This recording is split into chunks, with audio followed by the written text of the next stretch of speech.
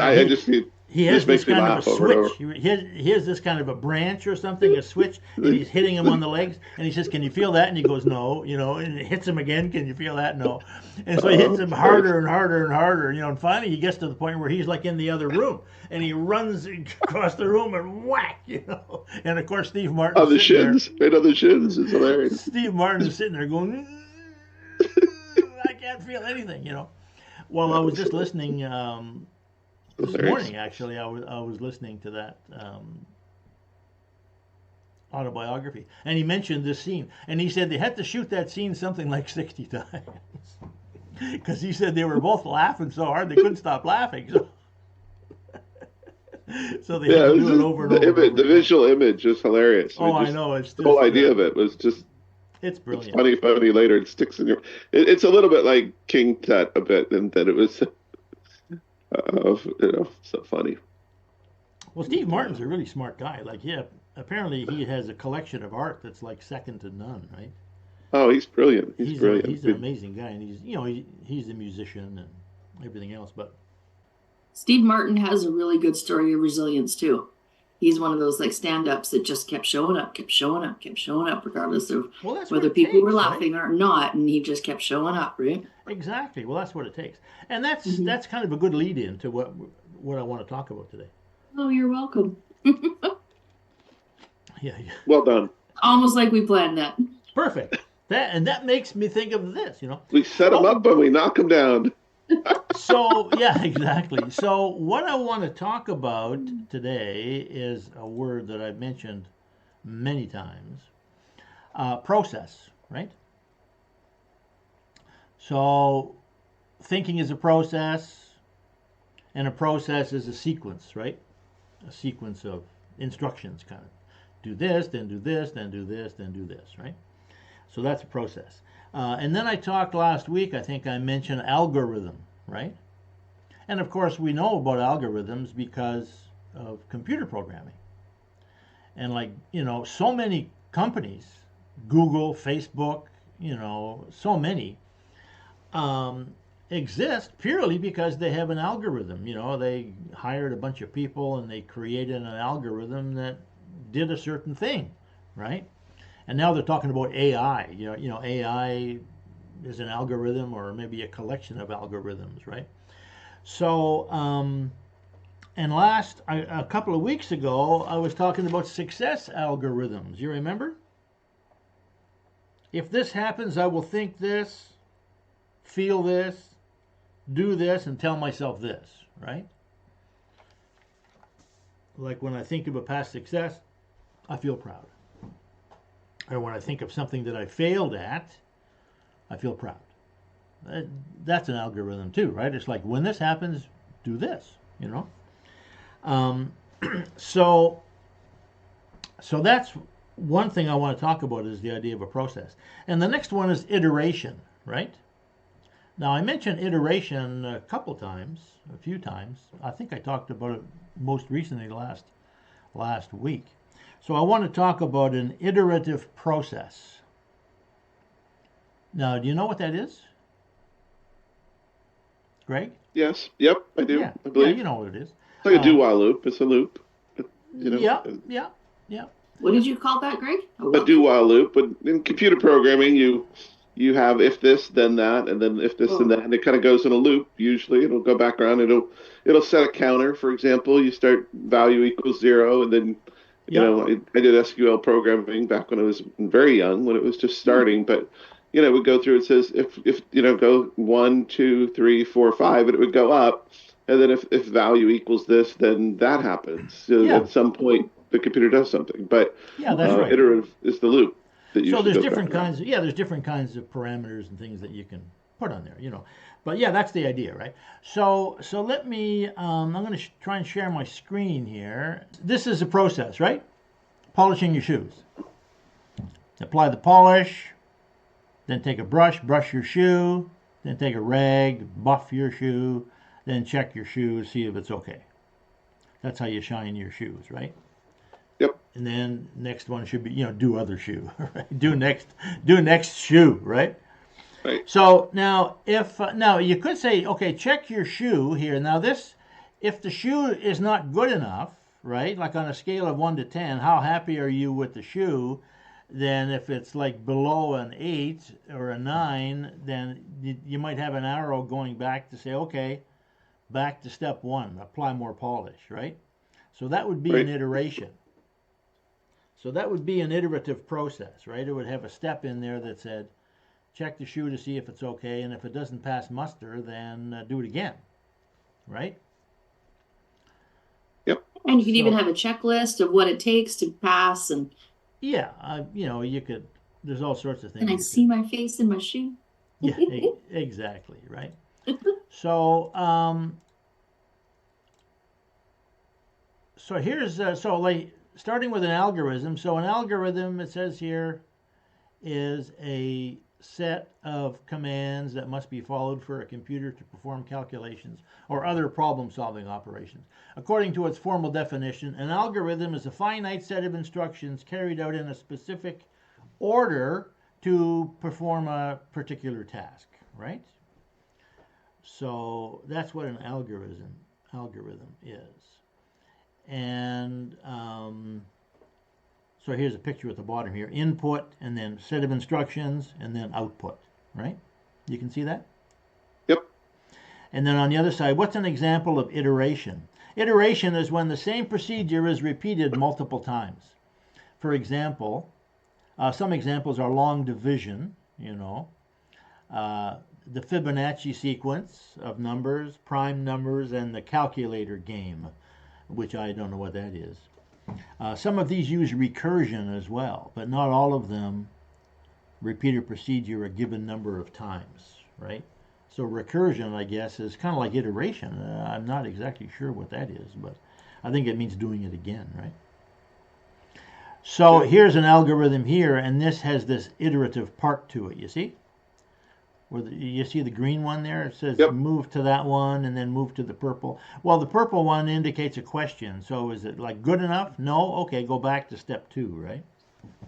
Right. So that's an iterative process. And you can do this a number of times until it gets to the point where the answer is yes, and then, okay, move down to the red square, right? So, Well, I guess that would be iteration would be when there is a loop back like that, a possibility. So it Yeah, completes, that's right. right? Where if not, it would just be an algorithm. If this, then that, and done, right? That's right. So an iterative process is like, for example, how to achieve any goal. Here's this worksheet, right? Yep. So an iterative algorithm is an algorithm that uses iteration to solve a problem or perform a task. It repeatedly applies a set of instructions or operations to refine the solution or reach the desired outcome. Iterative algorithms are commonly used in various fields, including mathematics, computer science, and optimization, right? So I underline optimization because that's what we're doing.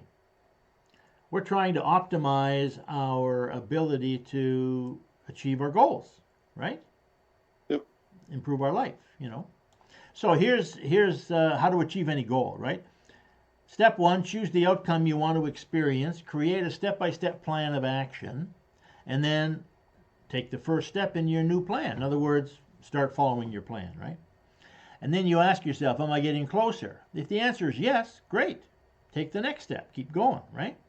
And continue to ask. So there's 2 questions in here, or at least there's 2 answers, right? Am I getting closer? Yes. Okay, keep going. And then ask it again. Am I getting closer? Yeah. Okay. As long as you're getting closer, as long as it's improving, then, keep on doing it, right? And then at some point, if you get the answer, no, I'm not getting any closer, okay, then modify your plan, right? Take the first step in your new plan. Ask, am I getting closer? No. Okay, change your plan, right? Until you get a yes, I'm getting closer. Okay, keep going, right? So that is an example of an iterative process, right? And that shows you the secret of here, I'll stop my sharing here. I hope I don't lose this. Yeah, so that little thing, how to achieve any goal, that's an iterative process, and that shows you how it shows you how Michael Jordan became a basketball champion, right? Because he just practiced shooting baskets over and over and over and over and over and over again every day, right?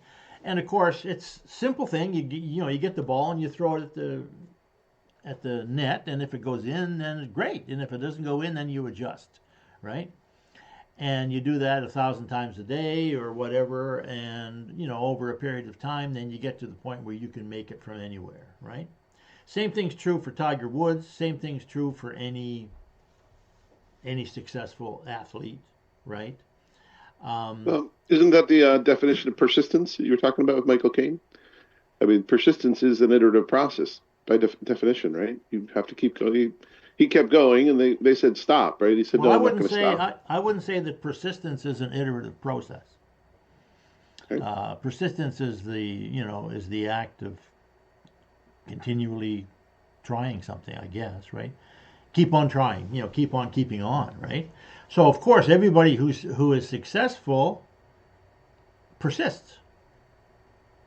That goes without saying, right? I mean, of Well, course, I would think there's few people that persist without having modification somewhere along the way if it's not working. I would think you would kind of implies that process when you keep going back and acting, for example, he would change if it wasn't working. Right? He got turned down. He would try well, to that's figure the out whole what. thing. You see, you have to change your plan.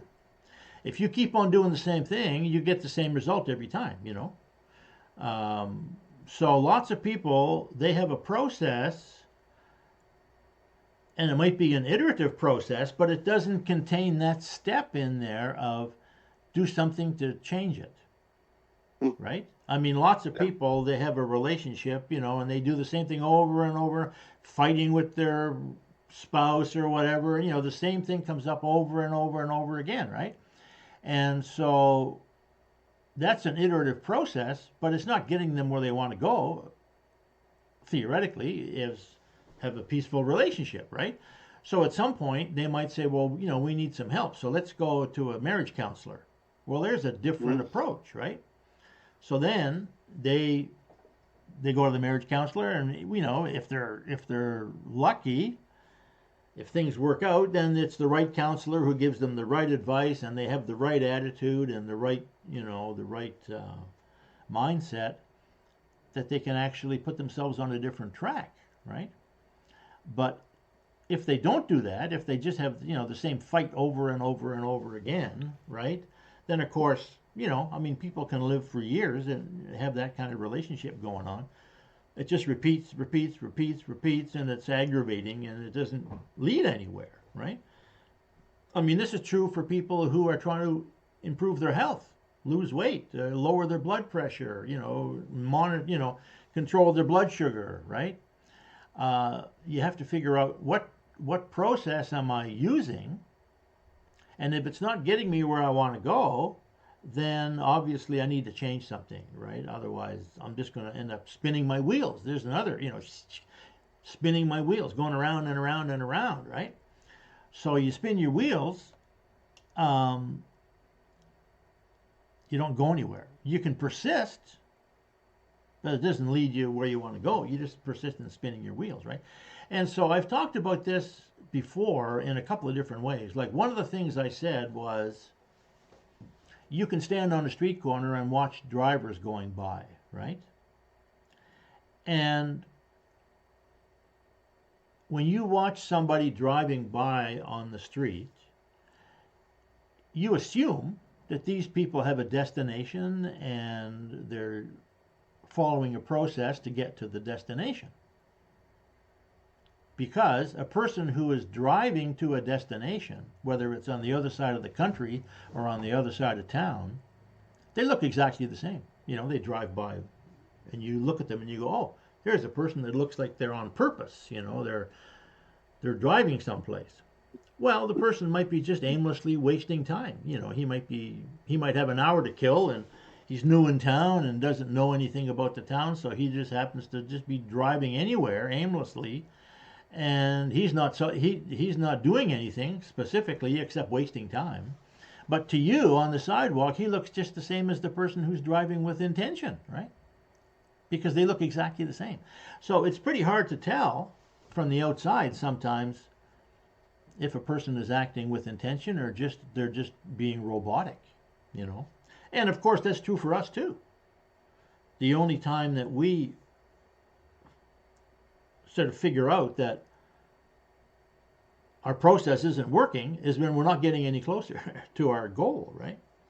So we have to monitor ourselves, because persistence is not enough. You can keep on doing the same thing for years and, you know, drive around the block 1,000 times and never get anywhere. So let me try and share this again here. So here we go. Yeah, so that's an iterative process, right? Now let me see. Yeah, so here's a kind of a simple version of it, right? You design something, you try it, you see if it's working, you evaluate it. If it, no, there's a step in here that's not here. It's like, oh, if it's not working, then you change the design, then implement that, try it again, you know. So this one here is kind of a person who's just driving around the block because they don't, you know, they haven't changed the process. But this is a simple way of looking at it, right? So here is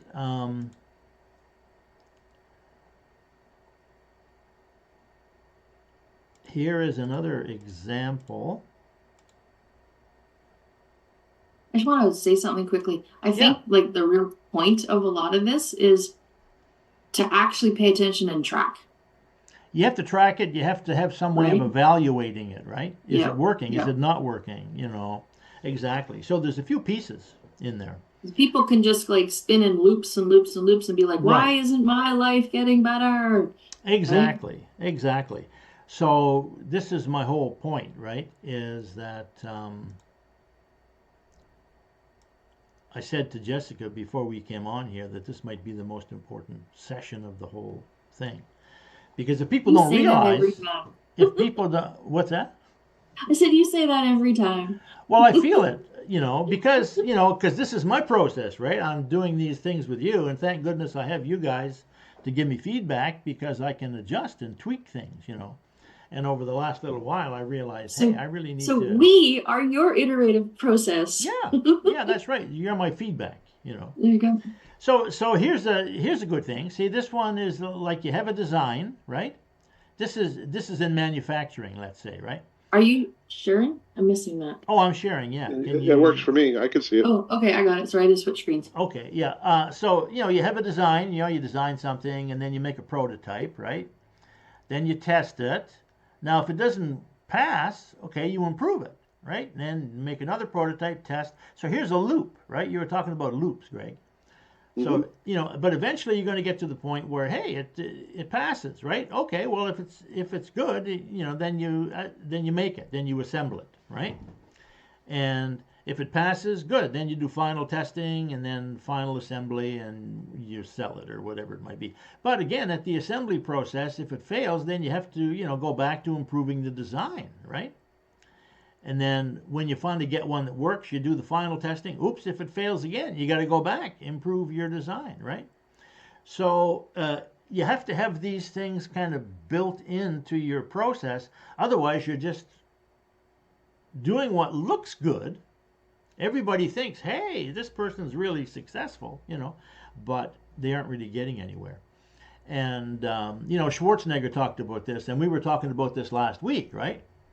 Like people would, some of the people that he was competing against in the gym, they were lifting all the weights and doing, building their muscles and everything else. And on the surface, they look great.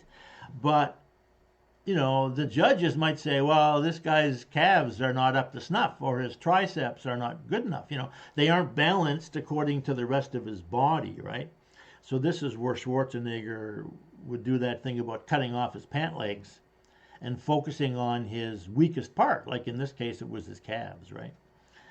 He also had his biggest competitor come and move in with him for like a couple of months, and they actually trained together so that he could learn from him. I love that part too. Like instead of competing, you're like collaborating, right? Yeah, that's right. Was Frank Zane. Frank Zane was incredible. He was a small guy, but he was so cut. Exactly. And he was just beautiful. He was like a Tarzan kind of guy. Was, yeah.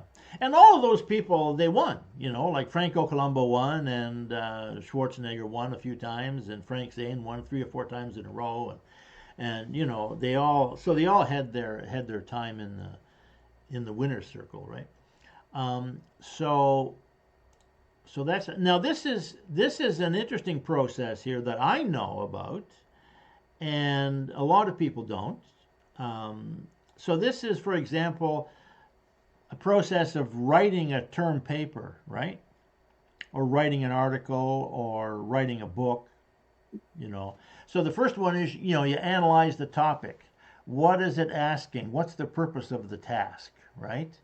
Get clear on the question. Then number 2 is brainstorm. What do I know? What have I read? What ideas and research do I need to research? What authors might be interesting or valuable, right?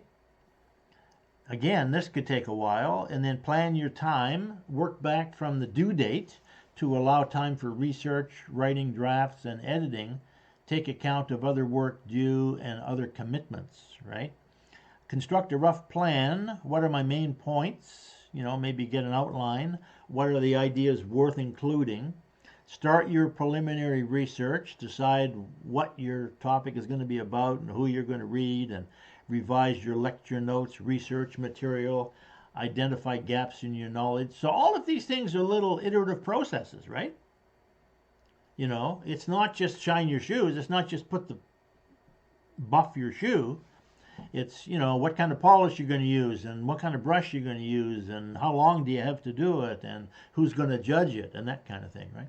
So then you revise your plan. You begin your research, right? Keep your topic in mind. Focus your research on relevant texts, right? Because when you're doing research, you're going to find stuff that isn't relevant. So you have to keep on saying, okay, well, this is very interesting. Here, this paper I found is really fascinating, but is it really on my topic? If it isn't on topic, then, as much as I might like it, I got to get rid of it, right? I can't use it. And then revise your plan again. Consider the relationship between ideas. Select key points. Start writing. Keep your topic in mind.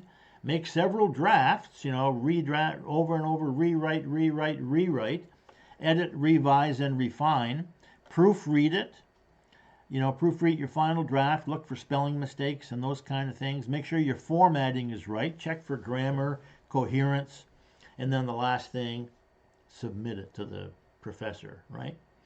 So that, to me, that's a great example, because a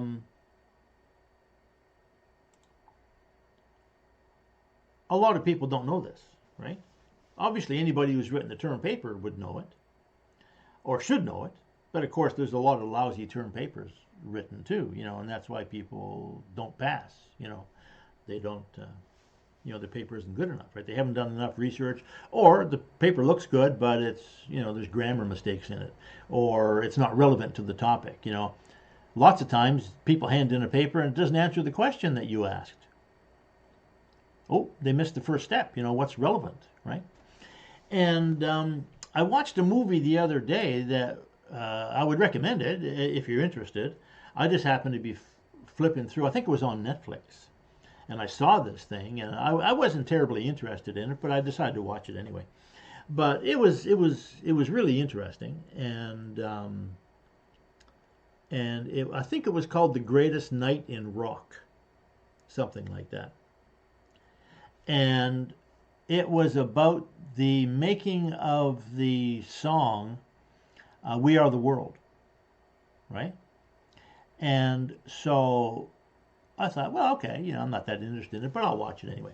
But it was a great example of creating, and this iterative process of creating something out of nothing, right? So I think it was Lionel Richie who had the initial idea, or it might have been Michael Jackson. I'm not sure. It might have been, because there were three of them sort of that talked about it. The producer, the famous producer, I can't think of his name just at the moment, but he worked with Michael Jackson. He worked with all the big stars, Anyway, so they decided, okay, well, that's a good idea. We'll do this thing, and we'll get a bunch of other people involved, and because all of these big stars, they're all going to have a huge audience, right? So the idea then is to write a song and record it and sell it and donate all the money to help Africa, because there's all these starving people in Africa, right? They were kind of inspired by Bob Geldof, who created the Live Aid concert, right? So they said, hey, we should do this in America. We should, because a lot of black stars too, Smokey Robinson and Stevie Wonder, and because, we're African, right? We come from Africa. These are our peeps here. These are our, ancestors, or at least, relatives in some way. And they're starving, right? So let's do it. So Quincy Jones? Quincy Jones? Quincy Jones, that's the guy, yeah. That's who I remember. Yeah, thanks, Greg. Yeah, that's right. So anyway, it was really interesting, because they started off, figuring out, okay, it's a good idea, how are we going to do this, right? Because all of these people are busy, right? Super busy. And at some point they decided, well, let's bring in some white people too. It's not just black people, right? So they brought in, Cyndi Lauper and Billy Joel, and a few other people. So anyway, so they sat down. They said, well, when are we going to do it? I mean, all these people are on tour. They're all busy. It's hard as hell to get to meet with them on any particular time. How are we going to get 20, 30, 40 people together at the same time, right? Well, Lionel Richie was already scheduled to do the I'm not sure what award show it was. It was like the music, the Grammys maybe, or something like that, right? Where they were doing. So they said, look, a lot of these stars, they're all going to be in Hollywood on this day for the Grammy Awards, if it was the Grammy Awards, right? And so they said, let's do it that day, because they're going to be coming into town, then they're going to be leaving the next day, right? So we got one night to do this thing. It's going to be on this day, we're going to have to do it. So they said, well, we need a song, so what kind of a song is it going to be? So they said, okay, well, Lionel Richie and Michael Jackson were going to write the song. So they figured out what kind of song, what kind of beat, what kind of rhythm. It had to be something simple, something memorable, like an anthem, So anyway, so they wrote this, We Are the World, right? And they invited all these people to come, and of course a whole bunch of them, Bob Dylan and country music stars, they all said, yeah, well, I'm willing to go at no cost. We'll volunteer, we'll show up in this studio at midnight or whatever, and we'll just go all night and we'll make this song, right? So that's what they did, and it raised like $80 million or something eventually, and it was great, But it was a really great example, I thought, of this iterative process, because some of the people said no, or some of them couldn't do it. I got a concert that night in Rome. I can't be there. I'd love to be there, but I can't be there. Other people, they just didn't want to be there. But eventually they got like 40 people in a room in this A&M recording studio, and over the course of like 8 hours, they created this song, right? So it was really an interesting movie, even though I wasn't that interested in watching it when I started, but it turned out to be, a really interesting show. So there was a good example of somebody creating something out of just an idea. Let's put a bunch of stars together, write a song, make a record, and we'll give all the profits to African relief. That was the idea, and that's what they did, right? So so that was the idea. Now you can see this again. Yep. Okay, so so here's another example of an iterative process, right? This is a pretty complicated thing, but you can see they start off with a problem, You know, you define the problem, you collect data, then you organize the data, you know, and then you analyze it, and then you keep doing that until you're ready to, you know, figure out some thing you want to make, and then you do model it, and then you evaluate it. Is it working? No. Okay, go back again to the data, you know, and finally you get to the point, you know, where you go through enough iterations of this thing, you deploy it, and then is it meeting the predictions? If it does, great. You know, if it doesn't, then monitor and debug. You know, go back to looking at your data again. So this is a pretty complex one, but it's the same idea, right? So so the one that I want to talk about is this one, because this is my overview of the goals achievement process, right? Now, this was my attempt to put this iterative process onto a sheet of paper so that people could say, okay, this is what I want, you know, I want to achieve my goals, and my goal is to create a better life, right? Physically, mentally, spiritual, in all 6 areas, right? So here's the situation. Analyze your present situation, set some general objectives, evaluate your tools, set some goals, write a plan of action, evaluate your attitudes, record your progress, modify your attitude, and then take the next step, right? So this is an analysis of every single step. You could literally do this every day if you wanted to, right? Repeat, rinse and repeat tomorrow, right? And if you notice on the side of the page of that thing, what it says is continue to evaluate and repeat the entire process to smooth out rough spots and increase efficiency, right? So all of these different little boxes here, they look like get the polish, brush the shoe, polish the shoe, wear the shoe, right? But each of these things, analyze your present situation. Well, this is like the data, organizing your data that I showed you in the last slide, right? And then set some general objectives. Well, again, this is an iterative process, right? Read your dream list, choose a dream, you know, short range, long range. Pick a goal. Okay, which goal do you want to work on first? Do you want an easy one or do you want an important one? You know, choose one, right? Set some general objectives, short range and long range, and then figure out, okay, what tools have I got to work with? You know, what are my talents, abilities, my knowledge, my relationships, my friends, my money, my skills, you know, and then try and refine your goal and write a plan of action, you know, including what roadblocks and objections and solutions can I come up with? What's the time template? You know, I want to get this thing working soon, you know. And then what about your attitude? Well, again, here's another process, you know, how strong is my desire? How strong is my belief? If my desire is not strong enough, I better read what's it worth to me? You know, what's it worth to my kids? What's it worth to my legacy? What's it worth to my city? You know, whatever. How strong is my belief? You know, my past successes list. Have I done something like this before? Is my belief weak? If it's weak, I got to strengthen it. You know, I got to get more committed here, right?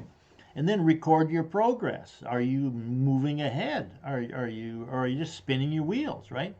And then using affirmations and visualizations, modify your attitude, and then boom, take the next step, right? So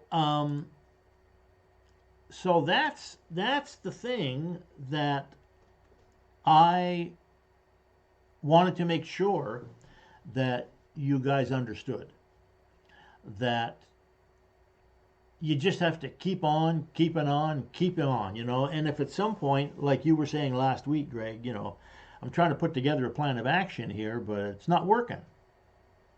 And so I was thinking, keep at it. You know, what's your attitude? What are you thinking of? What's that picture in your mind? Are you thinking of it the right way? You know, what's your motivation level? You know, why are you doing this? You know, are you committed enough? Are you flexible enough? You know, can you talk to somebody else? Change your approach. Try something different. You know, so that is why I said in the beginning here when I was talking to Jessica before you came on that this might be the most important session of the whole thing. And I think what I'm going to do is I'm going to make another video about this for my online course, you know, the Mental Magic Life Planning program there. Because I think that people going in, they have the wrong conception of what's involved.